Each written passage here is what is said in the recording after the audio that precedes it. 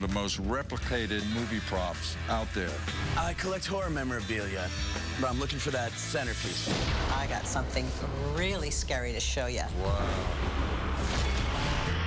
My name is Richie Marcello, and I am the Treasure King. From rock and roll roots to decades of buying and selling, mind-blowing, never-before-seen treasures. I'll give you $1 million for this car. I've seen it all. I can't believe I'm this close to them. So when my exclusive clients Put them up! Louis Lombardi! Wow, Louis! need to find a one-of-a-kind collectible, Screen-used headgear from Rocky II. Sly Ward is. Not only wear it, he autographed it. I work with my 3 hand-picked experts It's on. It's on. to separate the trash I'm thinking that this is a replica. from the treasure. This guitar belonged to The Edge from U2. That is a home run. It's good to be the king.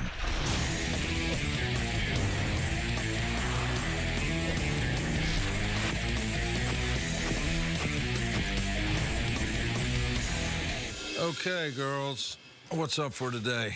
Richie, I have your appointment here. Get the devil. Hey, buddy. Hey, how you doing?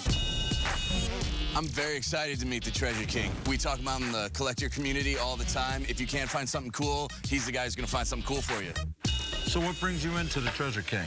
I collect horror memorabilia. This is a girl for horror.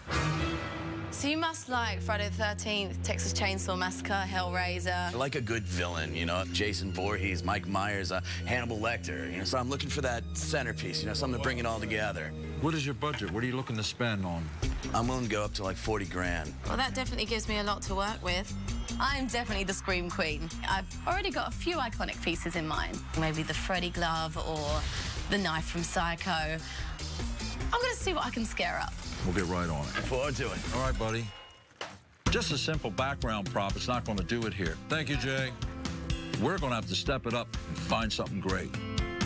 See if we can make some big money this week. Well, I just got a call from Ted Moser. He has a little surprise Oh, for yeah? us. I'm thinking of going to check it out. That's great. That's Yeah. great. My buddy Ted is the owner and operator of Picture Car Warehouse. Ted has been helping me pick great cars for years now. Yeah, babe, we need to go see a car. It's going to be a real scream.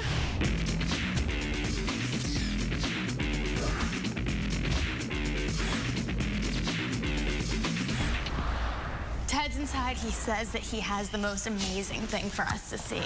Hey, Hey. what's going on? Good to see you. Good to see you again. Always means money when I see you. Ted Moser is one of our best contacts for movie and TV cars. Whenever he's looking to make space in one of his lots, we are the first people that he calls. I'm so excited to have you see this one. Wow. Is this it? This is pretty cool, This is isn't from it? the Death Race, right? Wow. Yes, it is. What? It's a 2006 Mustang GT that's been covered in weapons to compete in a no-holds-barred race with absolutely no rules. Drive up in this thing, man. This is intimidating as heck. I can use the guns for LA traffic. Those guns are impressive, but in order to get through LA traffic, this car would have to fly. Dennis McCarthy designed and built this car. Dennis McCarthy? Yes, who's done some of the Fast and Furious. Wow, Dennis McCarthy's huge. That's impressive. I like that. Dennis McCarthy is legendary in the movie business. A hero car designed by Dennis could reach $200,000 or more. You know who likes the sound of that? This guy. Well, I love it, and I love Jason Statham, so I want to check out the inside. You want to check out the inside? Yeah, I wanna sit where Jason he's at. Statham or the car? Both. So we've got a lot of cool stuff inside. That's badass. Huh? That is. It's got your handbrake, so you can be doing your slides. And then on the other side is the ejection seat. Right here. Yeah. I love this car, and Jason Statham is so hot. He sat here. What? Can you smell You're it? kissing the steering wheel? He sat in this car. Come on, babe. What's the What? problem? Jason Statham? He's in every amazing action movie. Ted, tell me how to work the ejection seat, because I Okay. think I'm going to need it. What can I say? The heart wants what the heart wants, and this heart wants Jason Statham. Looks indestructible, doesn't it? They've sculptured everything on this car. That's the value in this car, is the originality of it. Yeah. Plus, it's the only one. Really? Movies that involve a particular stunt car, they usually make several of the same car. This one being the original, and there's only one left, makes it unbelievable.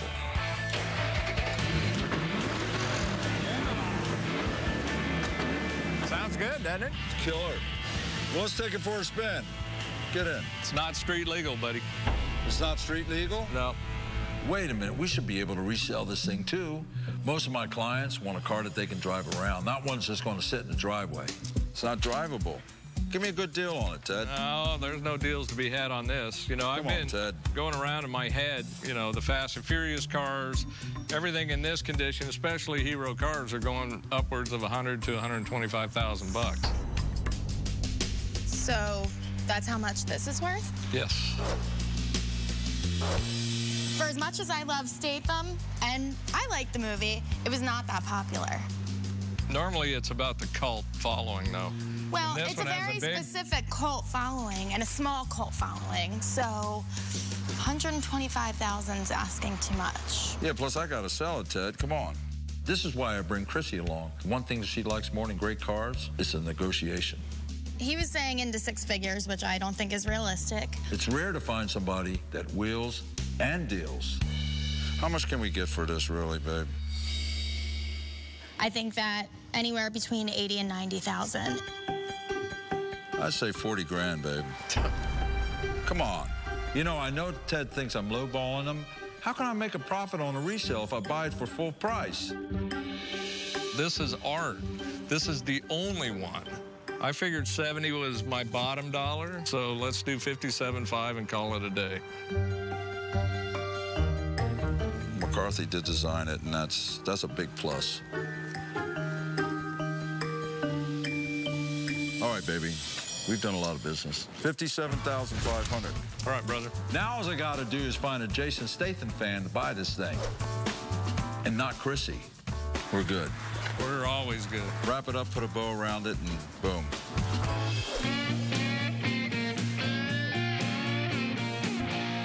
Hey, Georgina. Hey, Richie. Hey, what's the update on the horror stuff for our client, Jay? Okay, well, I'm still in the research phase, but it's really tough. Listen, I want you to go down to the Hollywood Museum. My friend Dee Dee, she's a founder there, and they have more iconic horror items than they know what to do with. You got to buy stuff from a museum. I've done it before. Museums need money, too, and sometimes that means selling off a few of their pieces. Give them a number they can't say no to, and guess what? They can't say no. If anyone can buy something, it's you, and I guess if you know Dee Dee. Let's go. All right.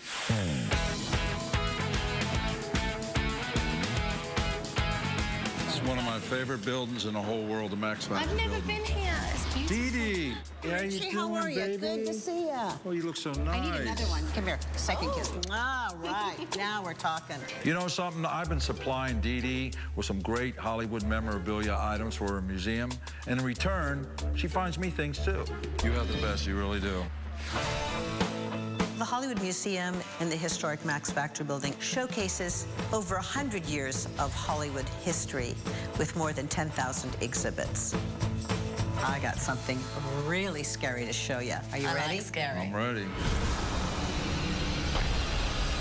This is a jail cell corridor, underground, and here we are, right in front of... My client, Jay, wants something really amazing, a centerpiece for his horror movie collection. As you know, this is some sort of an underground jail cell corridor. So I come to the Hollywood Museum to convince my friend Dee Dee to hopefully sell us an iconic horror movie prop. And here we are, right in front of Dr. Hannibal Lecter's jail cell. Wow. Come on in. Silence of the Lambs. Silence of the Lambs. Look at this.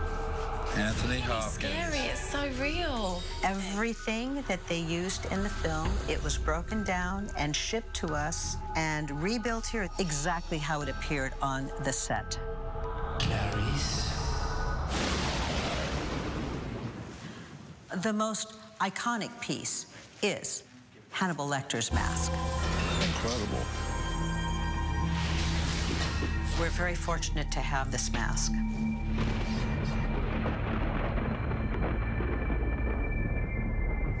I have to give you a pair of gloves to touch this. It feels like leather, maybe pigskin stretched on a hockey mask, right? That is what it is. I want to eat your liver.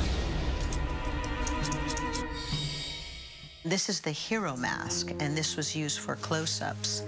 I gotta have this. I'm just shaking my head up and down. You know, this might be a museum, but money still talks, and Dee Dee is listening. Dee Dee, what do you value this at? This is very unique. It's one of a kind. You see this and you immediately recognize Silence of the Lambs. And because of that, I would value this at $30,000. Wow.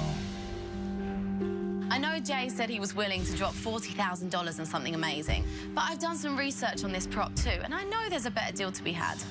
I do know that in 2007, a similar mask went at auction for $14,000. That mask that sold in auction was not the hero mask like this one. This is perfect for Jay. Hell, this would make a great centerpiece for anybody's collection. I'm gonna do something crazy here. $30,000, and I'll walk right outside with this mask. I think in our long friendship, I have never heard you offer full price before. But I can't sell this for I just can't sell this one. Okay, Dee Dee. I'm gonna give you $35,000 for it. $35,000. I mean, I'm almost speechless. I'm so sorry. I just cannot sell this to you. People come from all over the world to see the mask inside Hannibal Lecter's jail cell. You know, it didn't work out this time, but you gotta try. You know, if I didn't think out of the box or take risks, I wouldn't be the Treasure King. Friends, though. Stay friends. I hear you, baby. I still love you. You know that. I know we'll you. Always be friends. Great.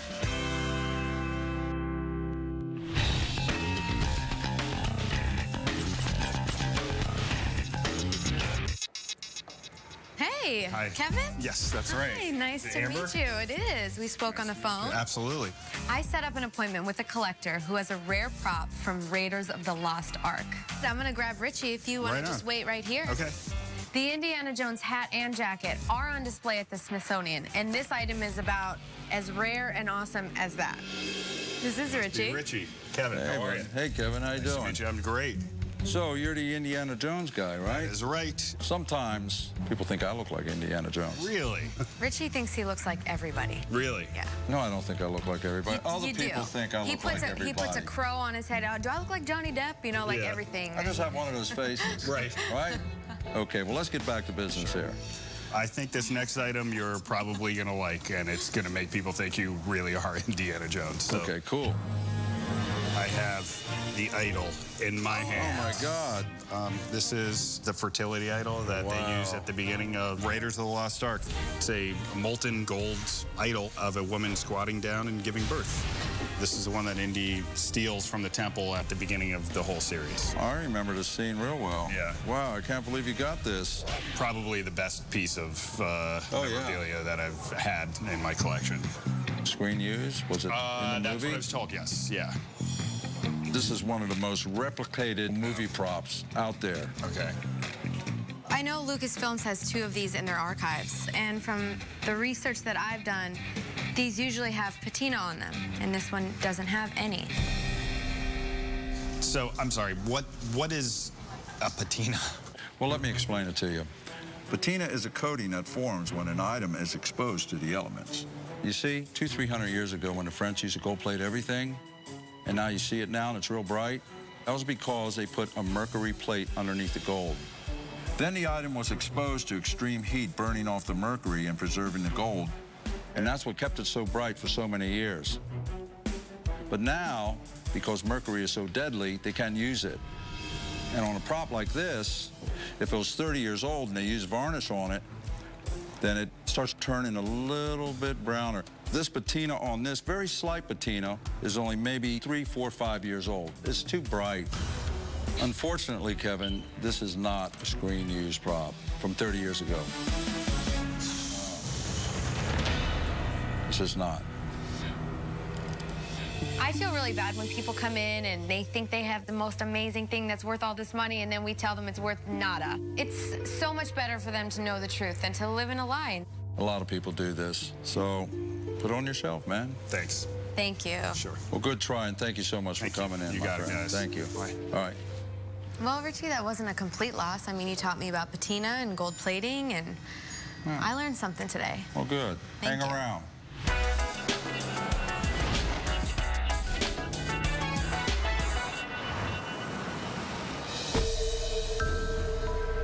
So I was really inspired by Richie going to a museum. I started thinking, what can I do that's slightly different that might help me find something?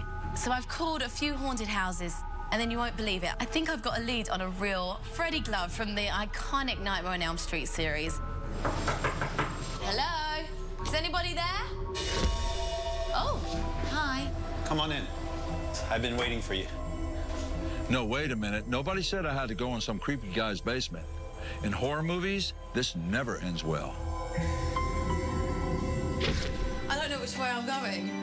What is this place, man? I don't know, Richie. Whoa! I'm looking for the Freddy glove. Hello? So I started calling up some haunted houses. Is anybody there? Oh, hi. I like watching horror movies, not being in them. Well, come on in. I don't know which way I'm going. What is this place, man? I don't know, Richie. So what I need you to do is to follow me this way. Okay, Mark, where did you go? Right over here. This guy's really into what he does, man.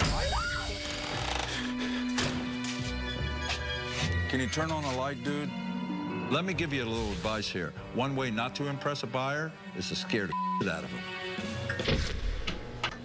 Richie, it's just you. You scared me. Well, guys, welcome to the Old Town Haunt.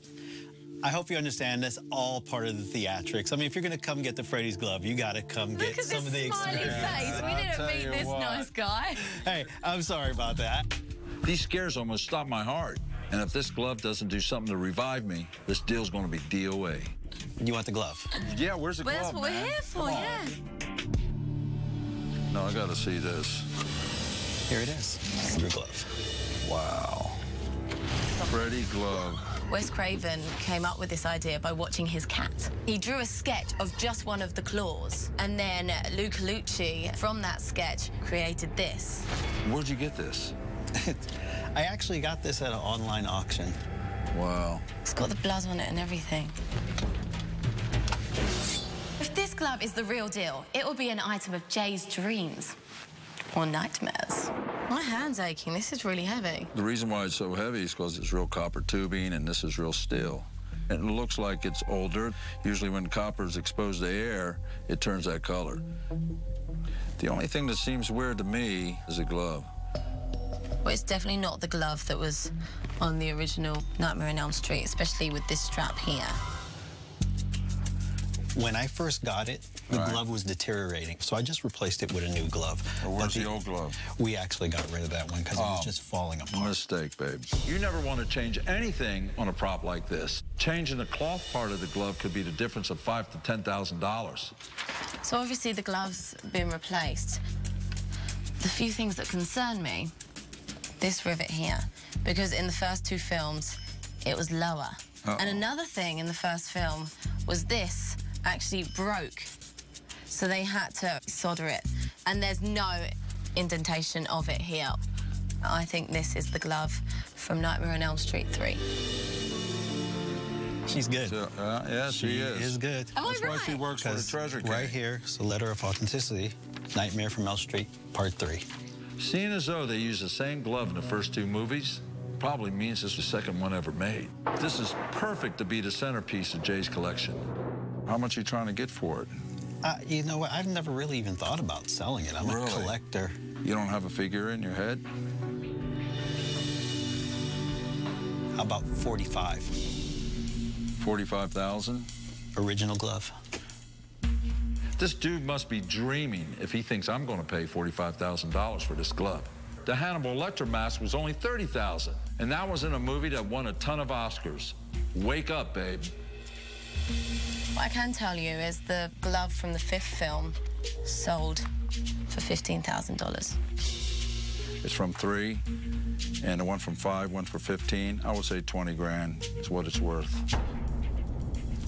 That was also 1999, and that was the number 5 movie. Right. This is the number 3 movie. How about we meet in the middle, 35? But it doesn't have the original glove, so I would say 20 grand is what it's worth. 25 and I'll walk you out. With lights? Lights on, no more scares. With lights on? With lights on. You promise? Promise. I like the way she thinks. Okay, shake my hand, I'm paying. All right? Sounds good. Okay. I'm really proud that we were able to get Jay something as iconic as the Freddy glove. It's the perfect centerpiece item for his horror collection. 1, 2, Freddy's coming for you. Richie's brought me down here to a haunted house to pick up my Freddy Krueger glove, so that's pretty cool. Okay, Jay. Dun, dun, dun. Oh, dude. Oh, right. There you go, my man. That's way bad. So I hear you make some of your own, right? I have made 1 or 2. Can I see? Yeah, I think so. Brought one with me. Wow, that's really cool. So what do you make them for? For fun. Uh-oh. You don't heard while that's happening. From all the things we have seen and heard today, that is by far the scariest. Great movies and a great piece of movie memorabilia, dude. So just take good care of it.